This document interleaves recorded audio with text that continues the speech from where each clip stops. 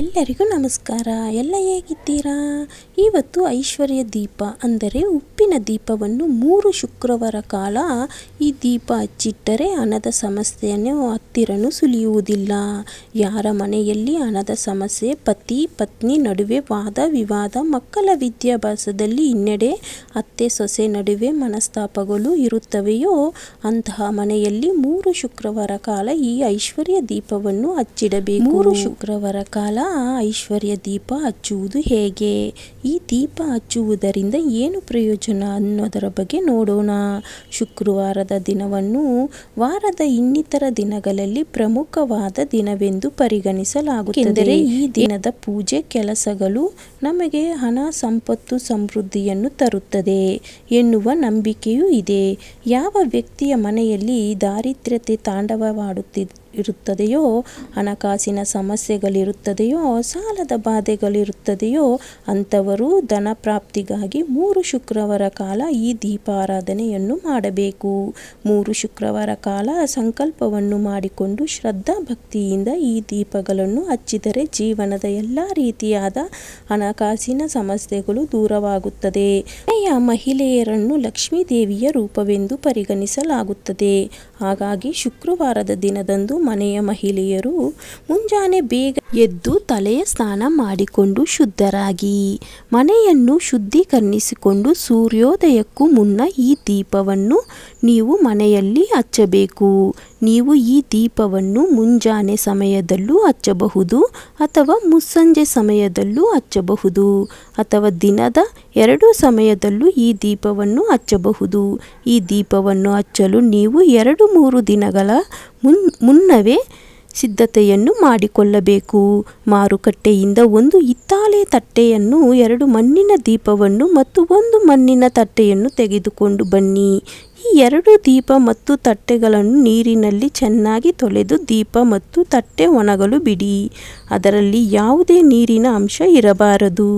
ದೀಪವಾಗಲಿ ಅಥವಾ ತಟ್ಟೆಯಾಗಲಿ ತುಂಡಾಗಿರಬಾರದು. ಅದು ಯಾವುದೇ ಹಾನಿಗೆ ಒಳಗಾಗಬಾರದು. ಶುಕ್ರವಾರದಂದು ದೀಪ ಹಚ್ಚುವ ಮುನ್ನ ಹಿತ್ತಾಳೆ ತಟ್ಟೆಗೆ ಅರಿಶಿನ ಕುಂಕುಮ ಹಚ್ಚಬೇಕು. ಮಣ್ಣಿನ ತಟ್ಟೆಗೆ ಸಂಪೂರ್ಣವಾಗಿ ಅರಿಶಿನವನ್ನು ಹಚ್ಚಬೇಕು. ಆ ಮಣ್ಣಿನ ತಟ್ಟೆಯಲ್ಲಿ ಕಲ್ಲುಪ್ಪನ್ನು ಹಾಕಬೇಕು. ಪುಡಿಯುಪ್ಪನ್ನು ಬಳಸಬೇಡಿ. ಏಕೆಂದರೆ ಲಕ್ಷ್ಮೀ ದೇವಿಯು ಕಲ್ಲುಪ್ಪಿನಲ್ಲಿ ವಾಸವಾಗಿರುತ್ತಾಳೆ ಮತ್ತು ಅದು ಆಕೆಗೆ ಅತ್ಯಂತ ಪ್ರಿಯವಾದ ವಸ್ತುವಾಗಿದೆ. ನಂತರ 1 ಮಣ್ಣಿನ ದೀಪಕ್ಕೆ ಅರಿಶಿನವನ್ನು ಸಂಪೂರ್ಣವಾಗಿ ಹಚ್ಚಿ ಹಾಗೂ ಕುಂಕುಮವನ್ನು ಹಚ್ಚಿ ಉಪ್ಪು ಹಾಕಿಟ್ಟ ತಟ್ಟೆಯನ್ನು ಮೇಲೆ ಈ ದೀಪವನ್ನು ಇಟ್ಟು ಅದಕ್ಕೆ ಅಕ್ಷತೆಯನ್ನು ಹಾಕಿ ಅದರ ಮೇಲೆ ಅರಿಶಿನ ಹಚ್ಚಿದ ಇನ್ನೊಂದು ದೀಪವನ್ನು ಇಡಿ. ಈ ದೀಪಕ್ಕೂ ಕುಂಕುಮವನ್ನು ಹಚ್ಚಿ ಈ ದೀಪಕ್ಕೆ ಎಳ್ಳೆಣ್ಣೆಯನ್ನು ಹಾಕಿ 2 ಹತ್ತಿಯ ಬತ್ತಿಯನ್ನು ತೆಗೆದುಕೊಂಡು 2 ಜೋಡಿಸಿ 1 ಬತ್ತಿಯನ್ನಾಗಿ ಮಾಡಿ ಎಣ್ಣೆ ಹಾಕಿರುವ ದೀಪದಲ್ಲಿಟ್ಟು ದೀಪವನ್ನು ಬೆಳಗಿಸಿ. ಈ ಉಪ್ಪಿನ ದೀಪವನ್ನು ನೀವು ನಿಮ್ಮ ಮನೆಯ ದೇವರ ಕೋಣೆಯಲ್ಲಿ ಹಚ್ಚಿಡಬೇಕು. ಈ ದೀಪದ ಬತ್ತಿಯು ಅಂದರೆ ಅದರ ಜ್ವಾಲೆಯು ದೇವರ ಕಡೆಗೆ ಮುಖ ಮಾಡಿರಬೇಕು. ಈ ರೀತಿಯಾಗಿ ನೀವು ಉಪ್ಪಿನ ದೀಪವನ್ನು 3 ಶುಕ್ರವಾರ ಕಾಲ ಲಕ್ಷ್ಮೀ ದೇವಿಯ ಮುಂದೆ ಹಚ್ಚಿಡಬೇಕು. ನಂತರ ದೇವಿಯ ಬಳಿ ಹಣಕಾಸಿನ ಸಮಸ್ಯೆಗಳು, ಆರೋಗ್ಯ ಸಮಸ್ಯೆಗಳು ಬಾರದಂತೆ ಕಾಪಾಡಲು ಬೇಡಿಕೊಳ್ಳಿ. ಈ ದೀಪವನ್ನು ಐಶ್ವರ್ಯ ದೀಪ, ಉಪ್ಪಿನ ದೀಪವೆಂದು ಹೇಳಲಾಗುತ್ತದೆ. ಈ ದೀಪವನ್ನು 3 ಶುಕ್ರವಾರ ಕಾಲ ಹಚ್ಚಿಡಬೇಕು. ಪ್ರತಿ ಶುಕ್ರವಾರ ನೀವು ಈ ದೀಪವನ್ನು ಹಚ್ಚಿದ ನಂತರ ಮರುದಿನ ಅಂದರೆ ಶನಿವಾರ ದಿನದಂದು ಶುದ್ಧರಾಗಿ ದೀಪದಲ್ಲಿನ ಉಪ್ಪನ್ನು ತೆಗೆದು ಒಂದು ಪೇಪರ್ ಅಥವಾ ಡಬ್ಬಿ ಅಥವಾ ಯಾವುದೇ ಚೀಲದಲ್ಲಿ ಹಾಕಿ ಶುದ್ಧವಾದ ಸ್ಥಳದಲ್ಲಿ ಶೇಖರಿಸಿಟ್ಟುಕೊಳ್ಳಿ. 3 ಶುಕ್ರವಾರ ಕಾಲ ಪೂರ್ಣಗೊಂಡ ನಂತರ ಈ ಉಪ್ಪನ್ನು ಹರಿಯುವ ನದಿಗೆ ಹಾಕಿ ಅಥವಾ ತೆಂಗಿನ ಬುಡಕ್ಕೆ ಹಾಕಿ ನೀರು ಹಾಕಿ. ದೀಪ ಹಚ್ಚುವ ಮುನ್ನ ಸಂಕಲ್ಪವನ್ನು ಮಾಡಿ ದೀಪ ಹಚ್ಚಬೇಕು.